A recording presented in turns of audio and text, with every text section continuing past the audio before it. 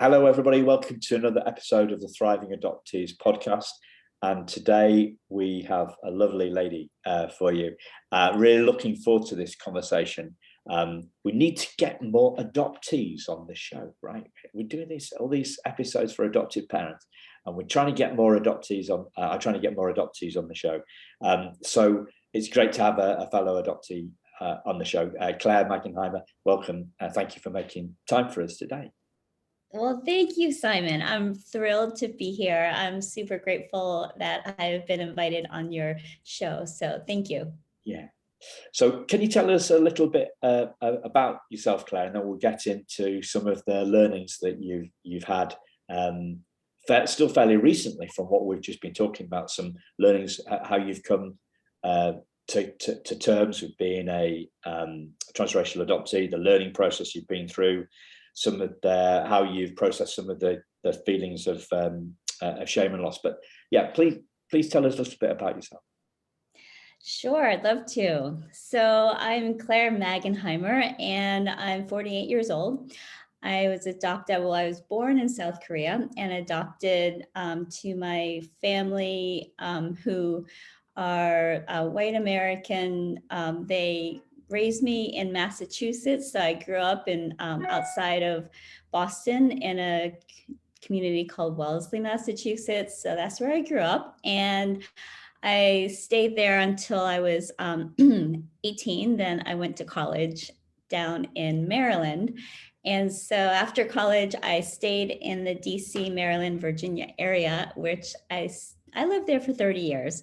And I'm a single mother. I raised my daughter in Virginia, and now I am off traveling. So I started traveling last year, about a year ago, and I went and spent time in St. Thomas, US Virgin Islands, and now I'm over in Cape Town, South Africa, which I'm loving. And so I'm here, and I'm still on this journey. And so I'm learning every day. It's a whole process, but I'm just so excited because I have overcome so many struggles, just from being adopted and, transracial adoptee, and also, my own struggles with mental health challenges. And so just life, so I'm just thrilled to be able to share my story and what I can learn, what I have learned from my story, and share that with other people, because hopefully someone else can resonate with that. Yeah. So one of the things that we talked about last time is how we don't often talk about this, actually, like how a physical challenge. So I think you were diagnosed with diabetes, if I remember rightly? Yes. So this was, I think, that was a kind of a wake-up call for you, was it? Yes. Yeah. So can you tell us a little bit about that and what you've learned from that? Yeah, so that was, like you said, a wake-up call. Being an adoptee, and I don't have access to my medical history or my family history. So that was one challenge. I had no idea if I was predisposed to diabetes or not, but basically I was just living my life, coasting along, kind of, I'd say surviving. I was in survival mode. I was 37 years old, raising my daughter by myself, and just juggling full-time career, being a mom, trying to navigate life.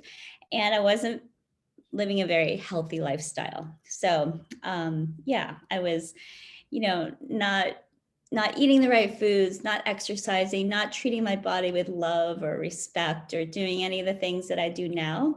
So I was diagnosed with type 2 diabetes, and I was just woke up, and it was a wake up call for real. Like I was just shook. I did take it into my hands, and I did a lot of, research. I got with nutritionists and personal trainers and coaches. So I really went out there, and I decided I'm not going to just take this medical condition and let it defeat me. So I did get healthy. So I knew what kind of foods to eat. I dropped 30 pounds. I got into the gym. I started walking and jogging, and I figured out how to reverse diabetes. And so I did that like within about 6 months. So I'm super proud of what I've accomplished there, but that kind of sparked a whole journey, a health journey for me. So, and that has led into, from the health journey was starting off, with my medical condition.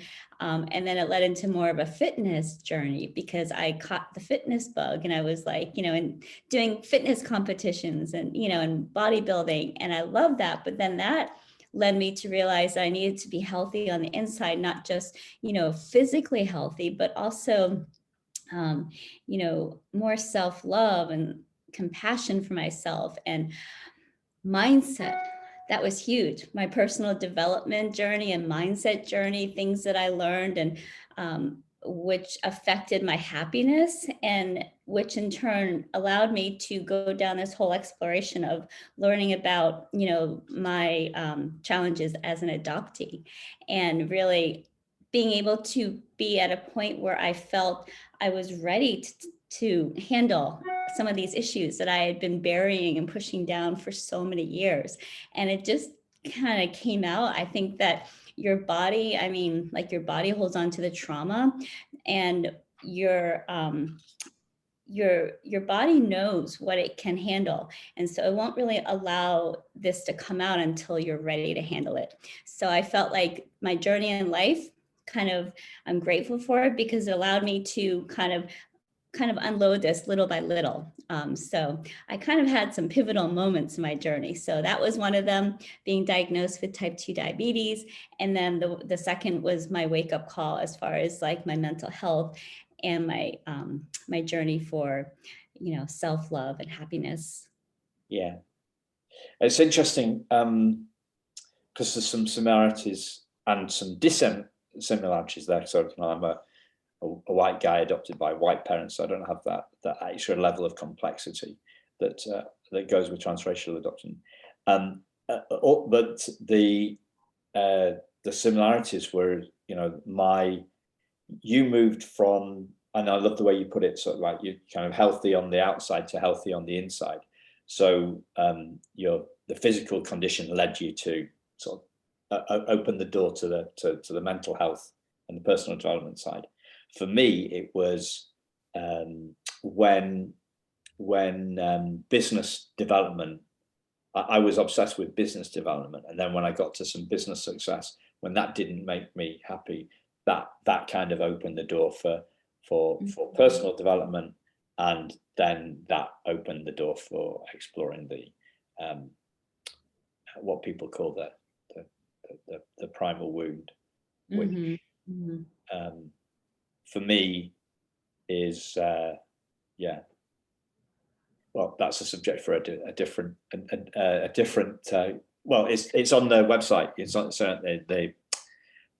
I've done a couple of single episodes, as in they're not interviews, it's just me talking about the primal wound. I've done some interviews with it as well, so people can check those out in the old the back catalogue of the podcast.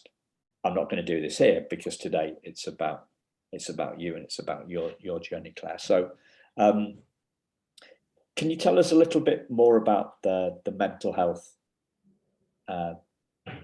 change, insight that you had, and that learning journey that you're on, and that we're all on? We're all on a journey. We're all curious. We're all continuing to learn.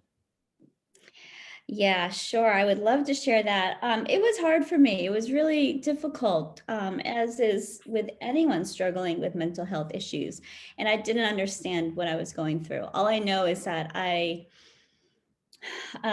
what I know now is that I was struggling with, my grieving and loss. And I didn't understand any of this from being adopted. And basically the first year and a half of my life was just erased, or just I don't know anything. I don't know anything about my biological family, my who cared for me. All I know is that I ended up in an orphanage, and then I was adopted to my parents, my adopted parents. And so I had this hole, this gap, and I went through life feeling, I felt it in my heart. It was like I had a broken heart my whole life, and I felt just broken. And so what it looked like for me, Simon, was when I was growing up, um, I didn't have any healthy ways to express my emotions as a baby. I never cried. My parents told me I never cried. I just was happy all the time and accepted everything. And so I never complained. I was a perfect child. And I feel that deep down inside, I had this fear of being abandoned again. So I had to be perfect. Otherwise, I would be sent back. As several family members have, they joked and said, oh, I wish I could send you back, and that's like kind of playing as children, but still, it hurts. Yeah. So I had these feelings that I was probably just suppressing all of my emotion because I didn't have any ways to express myself. I had no learned way, like no one taught me how to do that. And then I had this fear that if I was imperfect, then I would be sent back. So it actually manifested in like skin rashes. Like I had no way to, release any of my trauma. So I would have these skin rashes all the way from my head to my toe. And I would like break out all the time in hives. And, like I have a scar right here where the doctors tried to treat it with like steroid creams or something. And it like burned me. So I left a scar. And, so it was terrible. And so I feel like that was my way of dealing with it because I couldn't deal with it. So then as I got older, like around my teenage years, I started to struggle with depression and anxiety. And I just became very rebellious just because I felt like I was like trapped, and I didn't have any way to express anything. And I just remember every day I would cry. I just couldn't deal with all the feelings. I didn't know what I was feeling. It just felt terrible to me. So, and I had no understanding of what I was going through. So, I mean, I was depressed. And so I was trying to, deal with it, but I had no way to do that. So then it continued on through college, I'd say. And then it got really bad in college also. And, that's when I started therapy and a treatment for my mental health. So that's kind of when it all started. And then as I progressed, as I got older, I began to learn healthier ways to deal with it and understand that all of the things that I was going through as, a child, as a teenager, and as a young adult were things that like I didn't understand why I was doing it, but I had some very unhealthy addictive behaviors, and it all kind of traced back to the beginning. Yeah. So did it start to ease when you started therapy in college? That's a good question. I would say it only did just because by the time I got to college, I actually was surrounded by more people who understood what I was going through. There were more teachers and people that I could actually relate to.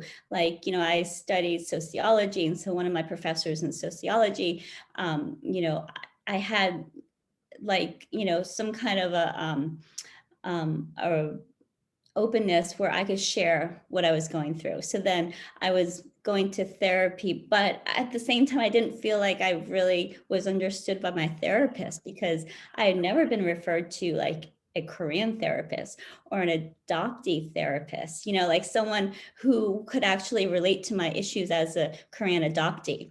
So I never felt like I was relatable in that way. So I was helped, but not the kind of help I feel would have really benefited me had I understood that I needed to go find someone who I could relate to and really feel comfortable confiding in them because of my own personal story. Yeah. Fascinating, because there's everybody talks these days, obviously, about adoptee, what do they call them? Adoption competent therapists, don't they? That's That's the jargon. But we're going back, whatever, 30 years or so, 28, 27, 30 years or so, to when you were at college. Mm-hmm. And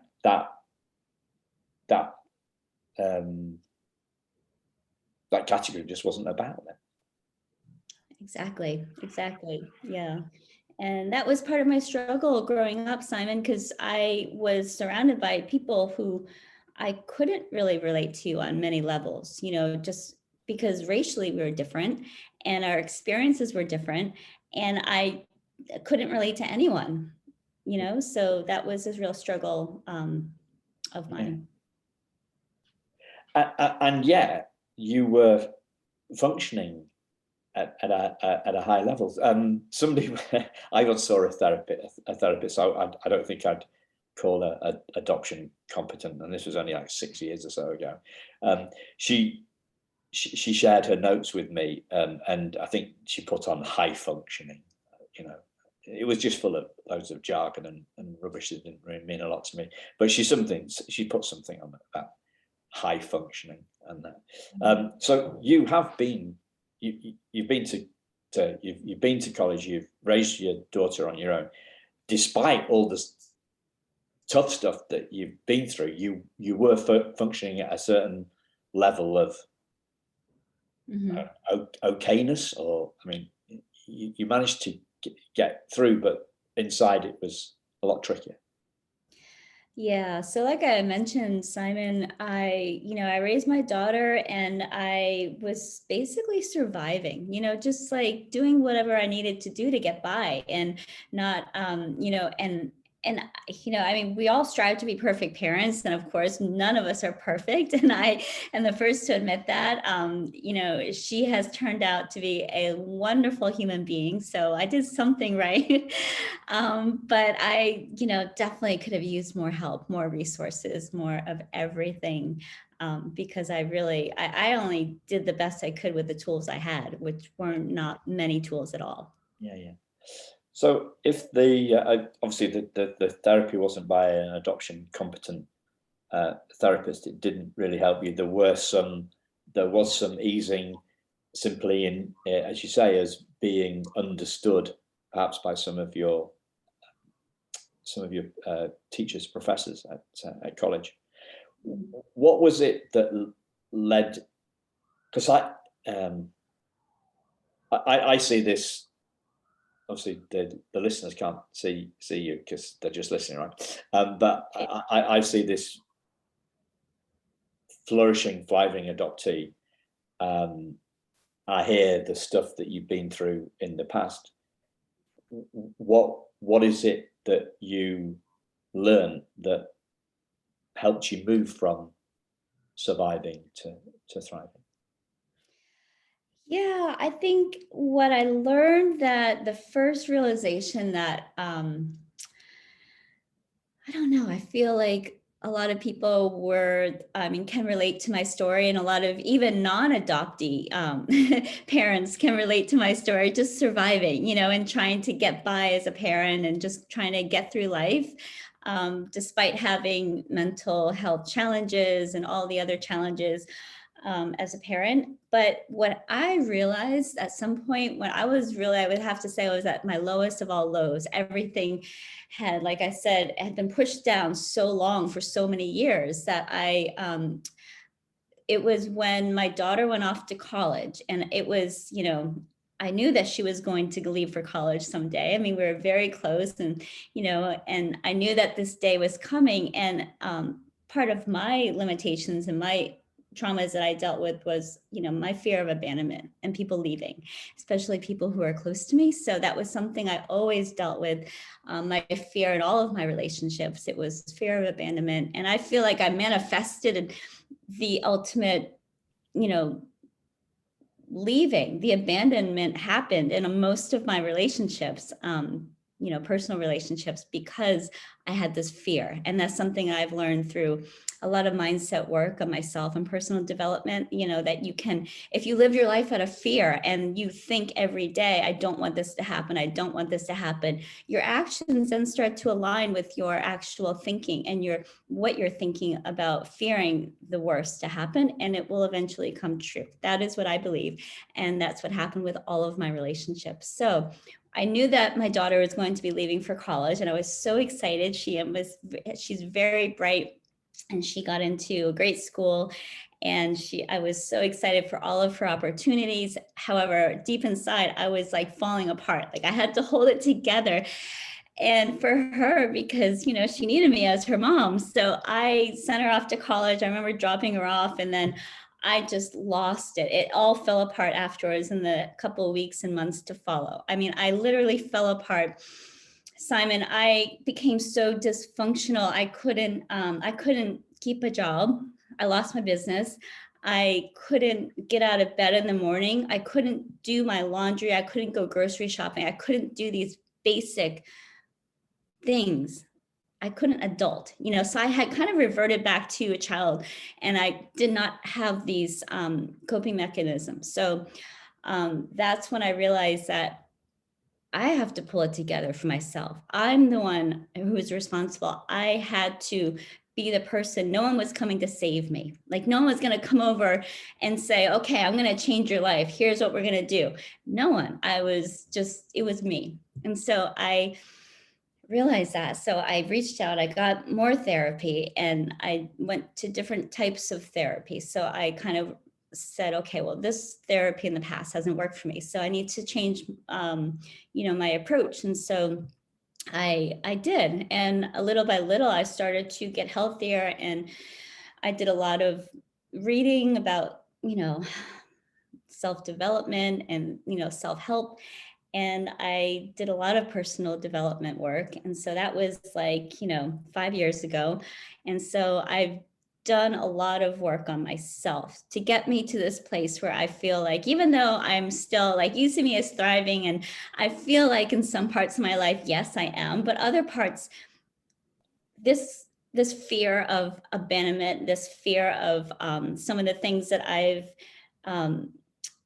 felt, from being adopted, not knowing my history, I don't feel grounded, or I've been working on feeling more grounded and knowing my roots and knowing who I am. But one of the things that I struggle with is being able to stand up for myself. And it kills me because I want to, I have this persona that I want to project, is that I'm very strong and I'm very empowering. And I feel like I am to a point, but when I face things in the past, I faced a lot of racism. It's affected me a lot growing up. Every day I was the target of racism, stereotyping, bullying. And all these years, I've wanted to stand up for myself and to tell people how I felt. And it's so hard to do. And I don't know, I think a lot of other adoptees can relate to this, but I haven't felt the sense of, knowing my worth and knowing who I am and being grounded, which I see these qualities in my daughter and other people, and I admire them so much because she is like that. And I learn from her every day. And I was she's like my hero.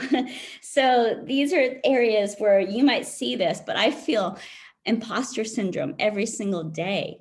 When I'm running my business and I feel like I should be more competent and, better at what I do, I feel extreme imposter syndrome. So these are things that I think are normal. We all kind of feel these, but I feel them almost to the point that is crippling, that it just holds me back. So I've had to do so much work and so much, development on myself to overcome some of these things in order to survive and function. Yeah. Wow. But you're still working on them, right? I am. I'm working on them every day. Okay. Yeah. I'm not going to give up now. So ask me a question.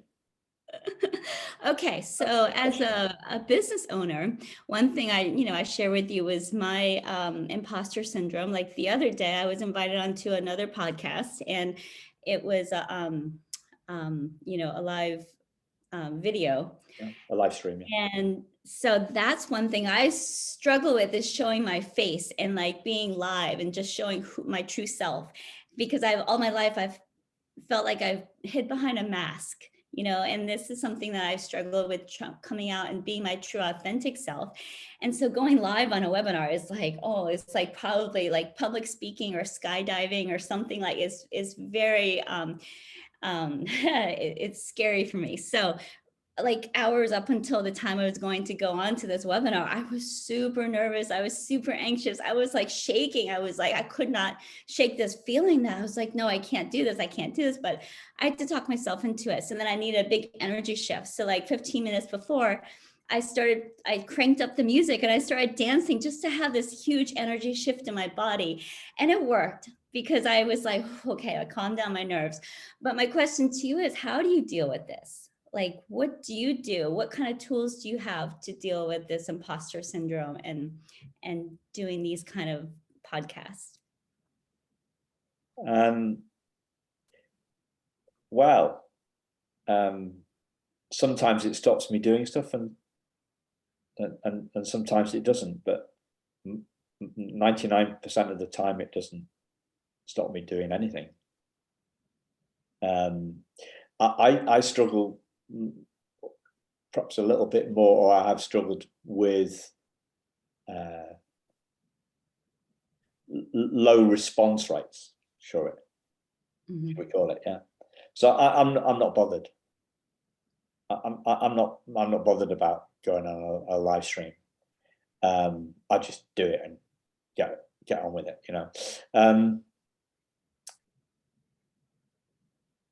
But I'll wake up.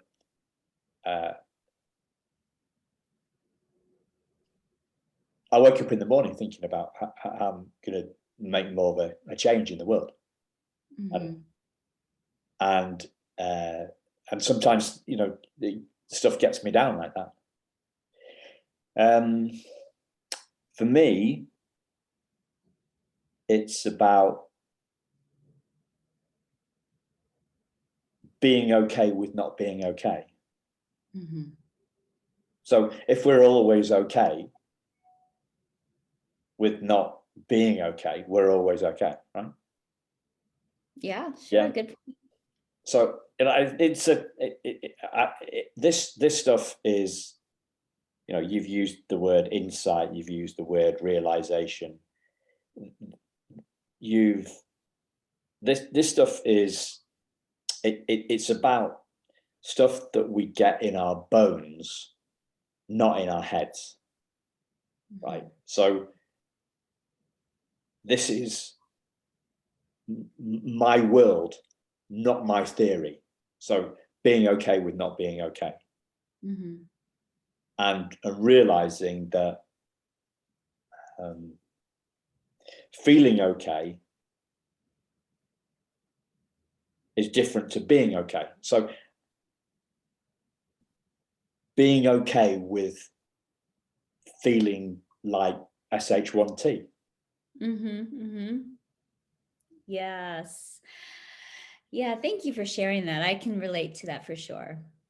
So if we're what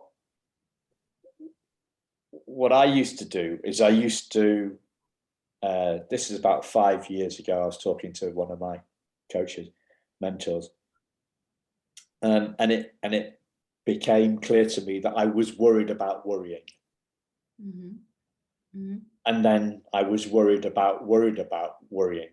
And then it becomes like a big worry ball, right? Whereas, it's a habit. Whereas, like, okay, so I worried. Right. So what? And how did you deal with that worry? Well, it's not a how thing. It's like not being bothered by it. So, like sometimes somebody cuts me up, like on the road. Yeah. So somebody doesn't let me out or cuts me up or something like that. Sometimes that bothers me, and sometimes it doesn't. Right. There's no strategy. I don't have a strategy for it. it's just, as we grow, as we understand who we truly are, less things cheese us off. So true. Yeah, something came to mind when you said that. I mean, like, I think, it comes down to a lot of the mindset work that I do with myself and some of my clients, because I'm a health coach. And a lot of it is, how do you get motivated and how do you change your mindset? And so like reframing, how you think about things is a big one, because if like you're saying, if you get cut off by someone, and you could have two or a couple of ways to deal with it. Some people get road rage. And back where I'm from in Virginia, there's a lot of road rage. There's a lot of uptight, stressed out people. And you do one thing and forget it. They're laying on their horn. They're giving you the finger. They're cursing at you and all of that, just because you made a little turn in front of them.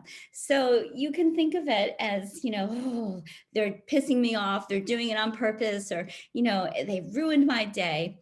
Or you can reframe your way of thinking and say, okay, well, they're human just like me. Maybe they didn't see me, or maybe they're really in a hurry to get back home because maybe they have to use a bathroom really badly, or maybe something, so I try to like reframe it in my mind. So it's not like they're doing it intentionally to piss me off, because if we think like that, that can change our day and it can go downhill really, really quickly.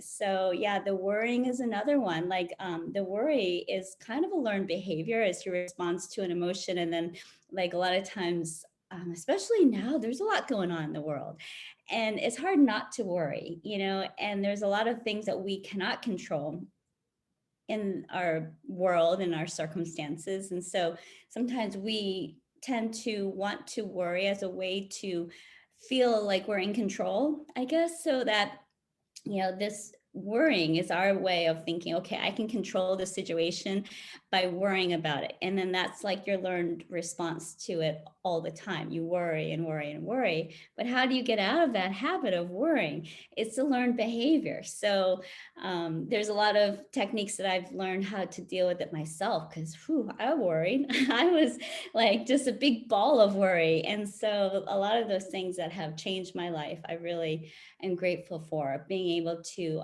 just like breathing techniques. That's a big one. Breath work. I do breath work every day because otherwise I get so stressed out. And then like the stress levels rise, your cortisol levels rise, and that's not healthy at all. It can cause a lot of unhealthy things to happen. So yeah, I get that. The worry, we have to do our best, and we have to learn how to deal with them. Well, I've got a slightly different approach to that, I think.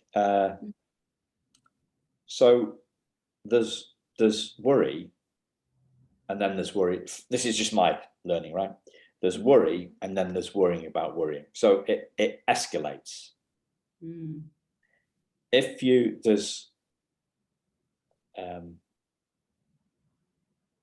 so I've been thinking about this while I was swimming today, actually, right?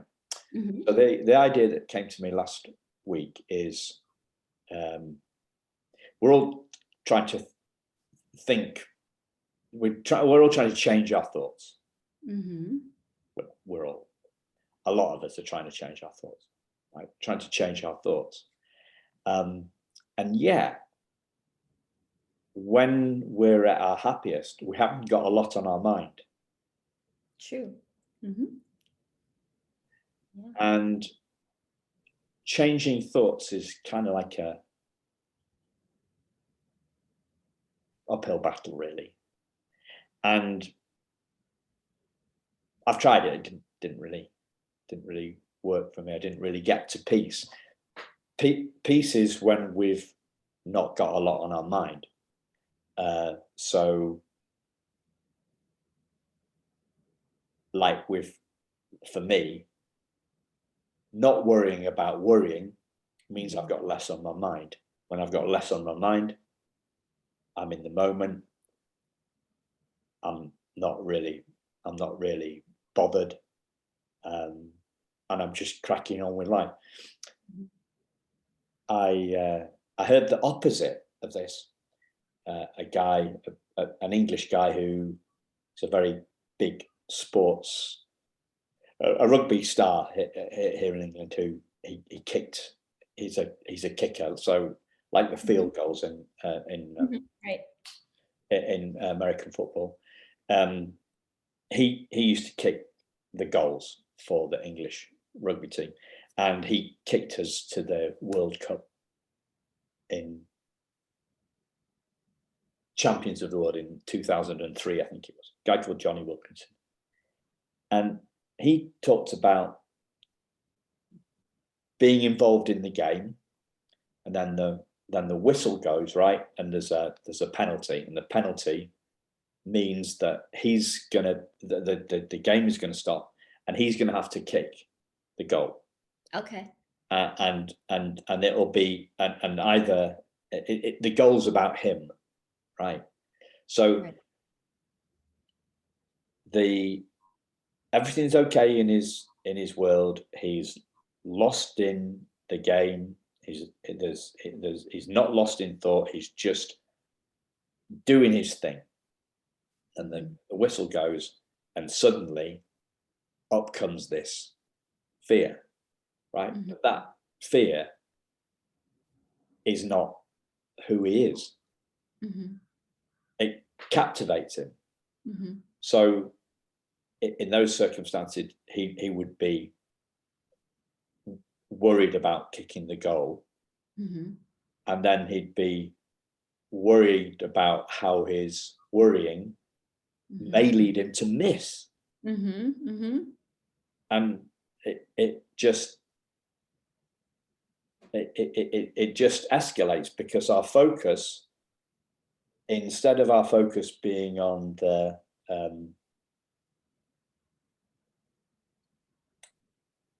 truth of who we are, that unlimited potential, if the sky is our unlimited potential, we're focusing on the cloud, Mm-hmm. and that's all we can see, because we've lost sight of the potential of who we are. Yeah, I love that example. That is super, super, it's a great example to use, because I can picture, like when you were telling that story, I could actually picture what was happening on the football field and doing that, because I have used it's almost like visualization. I've used that. I played soccer growing up. And so I actually, before I knew it was a thing, I used visualization to do the opposite effect. So I would visualize myself playing, scoring goals, and not just doing the winning, but everything leading up to it, like the warm up, the, passing the ball, and, doing the plays, and, all of the stuff that would lead up to the goal. But when you visualize what you want to happen, that's very powerful. And you could use that to do anything you want in life.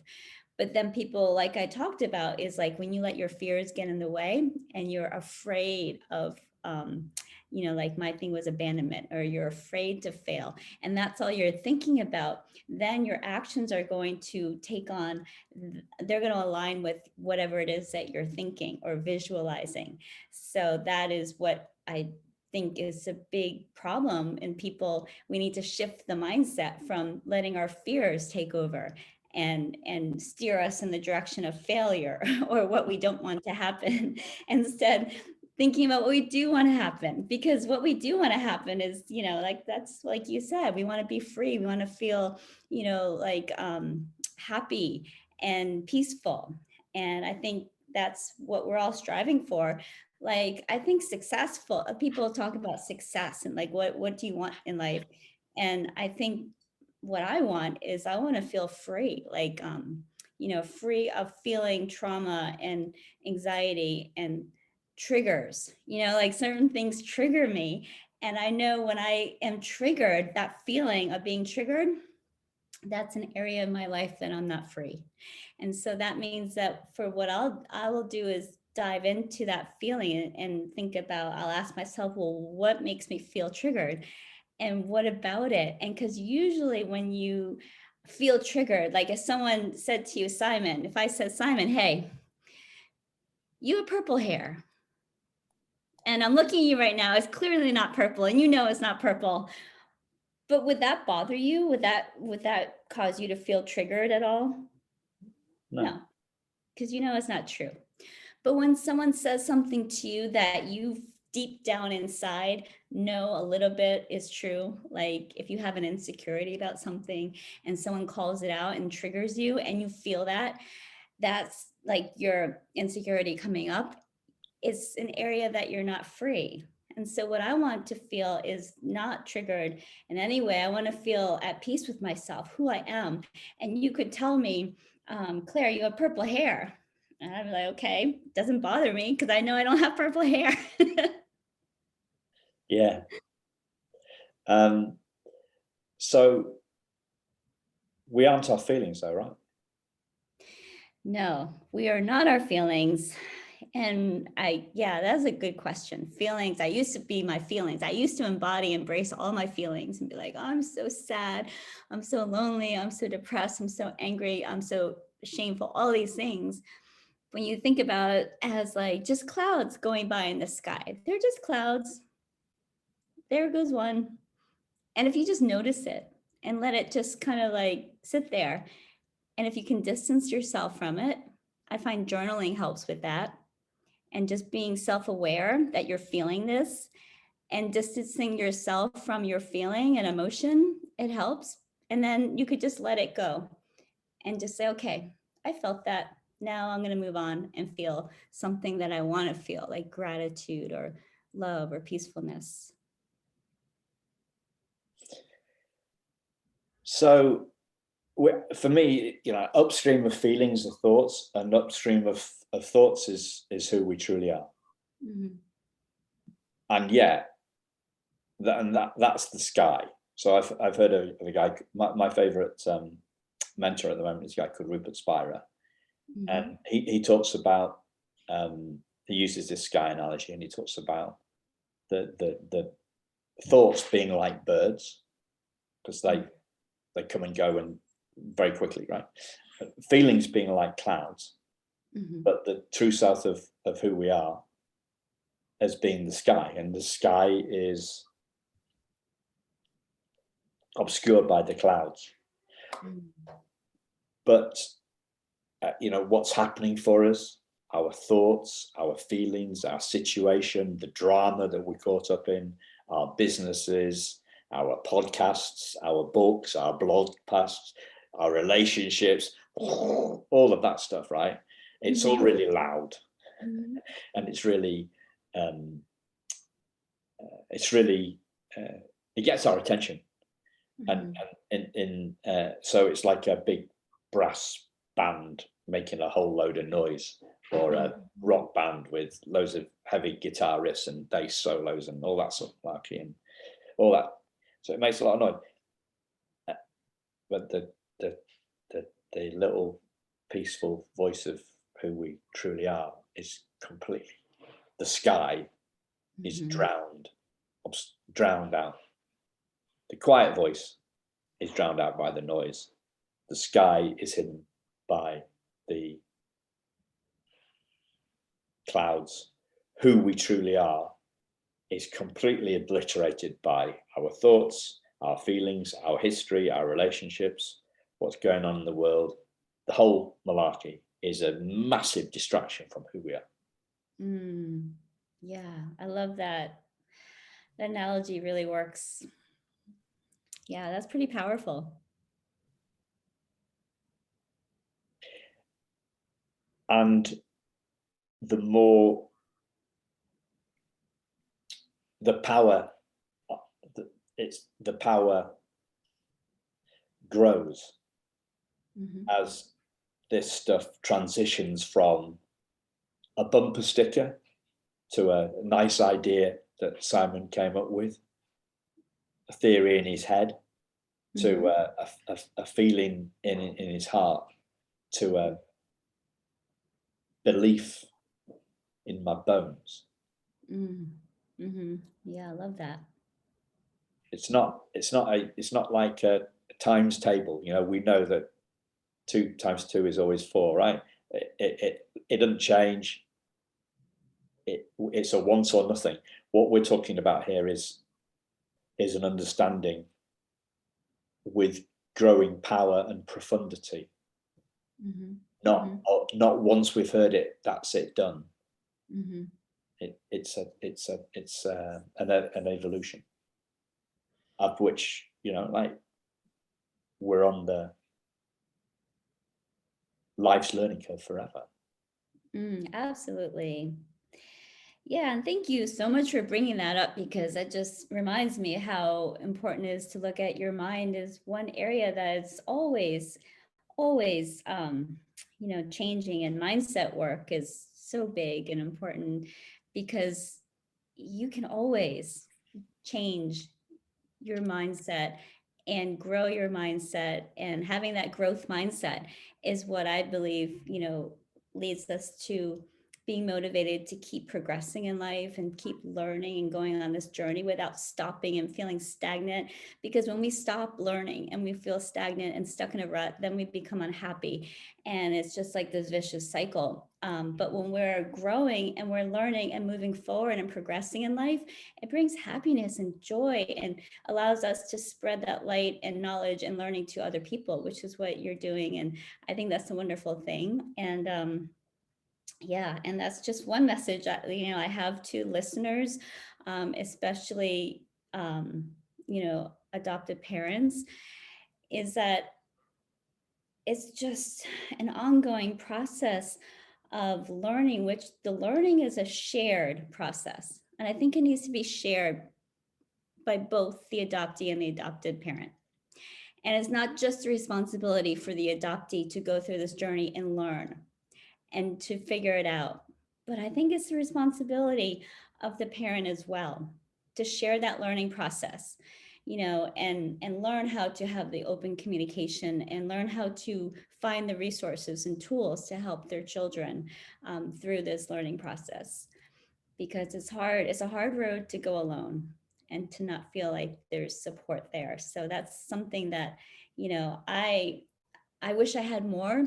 But I understand, like, my parents were working with the tools that they had, and they did the best they could. But I feel like it is a responsibility now that we are in this era where we have so much knowledge and so many resources at our fingertips, with the internet, and so many organizations here to help and support adoption process. The learning has to be there, and we cannot stop learning and stop being open to learning. Yeah. And you're talking about resources. We've talked a little bit about adoption trauma as well. I'm going to put a link in to a really great YouTube clip from this chap that I'm talking about, Rupert Spira, who addresses trauma. It's not adoption specific trauma, but it's trauma, and he has a great way of expressing that far more clearly than me. So I'm going to put that link in, and obviously a link to your social as well on there in the show notes. So as always, listeners, check out what the guest is doing. And what is there a question that I've not asked you that you'd like to? Yeah, I don't know about that. I appreciate you sharing the link. I'm definitely going to check that out. But yeah, I think that I've really shared a lot here, and so have you. And I don't know if there's anything else that the listeners would want to know, but they can definitely, if there's questions, they can feel free to reach out to me. I'm, an open book, and I will share anything they want to know. And I'm here to help, and help others go through their own journey, with the whole either being adopted or the adoptee. I definitely would like to share what I know about the process, and hopefully that has reached someone, and someone can resonate with my story and what I've learned and taken away. And I'm still learning. So maybe next time I come back, I'll have more things to share with you and share with the listeners. Mm-hmm. You mentioned being about, I don't know, 20 minutes, half an hour ago, you mentioned having a broken heart. What I see now, Claire, is a heart that has healed and is just bursting to share and help others. I feel that. I feel that, and I receive that, because it's true. I mean, I went through so many years of my life just feeling broken, and I was going through trying to, with all these things I was trying to do to fill this broken, this void in my body, in my heart. And I think that's something that I have picked up from speaking with other adoptees. Like, I've connected with thousands of other, not only Korean adoptees, but just adoptees in general. And, going through life feeling like we're broken, we're unworthy. This is a theme that a lot of us share. And I'm sure that you can probably relate to some of this as well. Like, feelings of loss and grief. Yeah. The biggest learning for me, and I've done most of my personal development, well, in fact, all my personal development, apart from the stuff that I get talking to guests, right? I've done it outside of the adoption community. And the big thing that I learned was that none of them feel that they're good enough either. No. I think that as an adoptee, I have hung my low self-esteem on a peg called adoption. And I think that we all have a peg or several pegs that we hang stuff on. We, the human race. And you talked about rewriting the story, I think, last time we spoke. For me, it was about realizing, before we can rewrite the story, it's realizing that the voice in our head is telling us a story, as in it's a work of fiction, not fact. I'm talking about my own stuff here, right? It's the Comedy Channel, not CNN. It's not news. It's not news. It's not a documentary. It's fiction. It's drama. It's all encompassing, and yet none of what the voice in my head tells me about me is true. Yeah, that's huge. Once you can realize that, you can change your story. You have the power to change your story however you want. And even if it's like, things that you've held onto from the past, and you don't know what exactly happened, like if there's trauma there that you don't know and you can't recall, because none of us can really remember things like before a certain age. I know that there's stuff that happened to me, and I can spend all my time worrying and making up stories about what happened. But in order to release that trauma and move past it, we don't need to remember all of that. And so, like, just being able to find healthy ways to release some of that trauma has been really helpful for me. And just, going through my journey and being able to live a more happy life, and not letting those stories that, you were talking about hold me back. And they're really just fears and limiting beliefs and things that I've made up about, my past experiences. But at some point you have to ask yourself, how is it benefiting me? And is this serving me any purpose in life today? By listening to those stories and listening to that voice, because it's not. You might think it's protecting you in some way, but it's not. It's holding you back from who you want to be and how you want to live your life. And I'm ready to break free of that, I'm Good ready. Yeah. Good on you. Thanks a lot, Claire. It's been a beautiful conversation. I've learned so much. Oh, thank you so much for having me, Simon. I appreciate it. You're doing great work. Thank you. Thank you to listeners, and we'll speak to you very soon. Bye-bye.